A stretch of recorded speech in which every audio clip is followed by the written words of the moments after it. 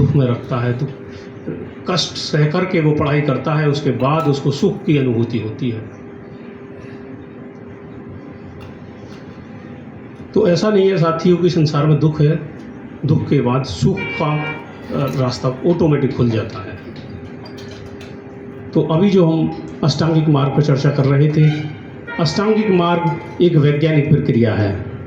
जैसे पदार्थ की 3 अवस्थाएं होती हैं, ठोस, द्रव और गैस,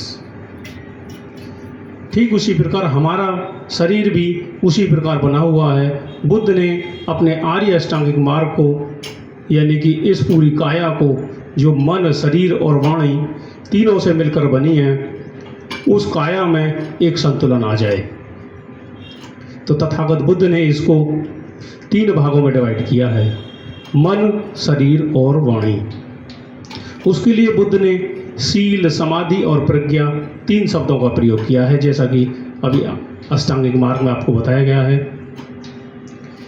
शील का अर्थ होता है कि वह आपके काया रूपी शरीर को बैलेंस कर दे।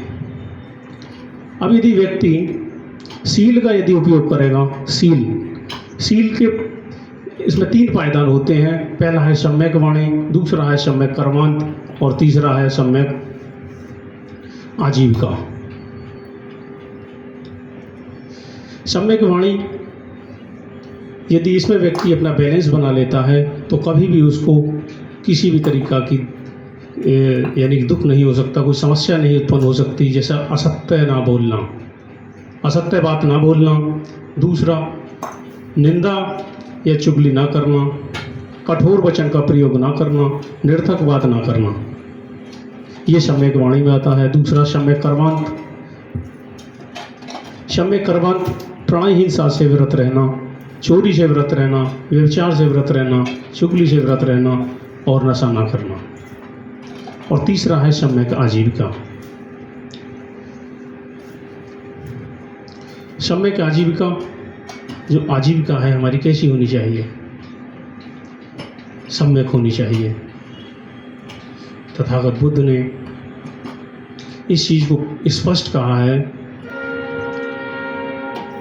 कि व्यक्ति का जो कल्याण है वो सम्यक आजीविका से होता है। और आजीविका कैसी होनी चाहिए? सम्यक होनी चाहिए, जिसमें किसी नशीले पदार्थ का कोई व्यापार ना हो। एक एग्जाम्पल से हम आपको समझाते हैं। जैसे एक व्यक्ति शराब की दुकानदार होता है तो उसको तो खूब फ़ायदा होता है, लेकिन उससे जो व्यक्ति लेके जाते हैं उनके परिवार में, उनके बच्चों की, सबकी सुख शांति छिन जाती है। तो ये नशे का जो पदार्थ का व्यापार है, ये सम्यक रास्ता नहीं है। जहर का व्यापार, मांस का व्यापार, अस्त्र शस्त्र का व्यापार, स्त्री पुरुष का देह व्यापार, ये सम्यक आजीविका में नहीं आता है। तो इसी के लिए तथागत बुद्ध ने ये जो शील का जो अर्थ बताया है कि वह आपके काया रूपी शरीर को बैलेंस कर दे। यदि व्यक्ति इन तीनों चीज़ों में बैलेंस बना ले तो कभी भी उसको दिक्कत नहीं हो सकती है। दूसरा खंड है समाधि। समाधि का अर्थ होता है कि आपके विचारों में सामंजस्य बना दे। और तीसरा खंड है प्रज्ञा।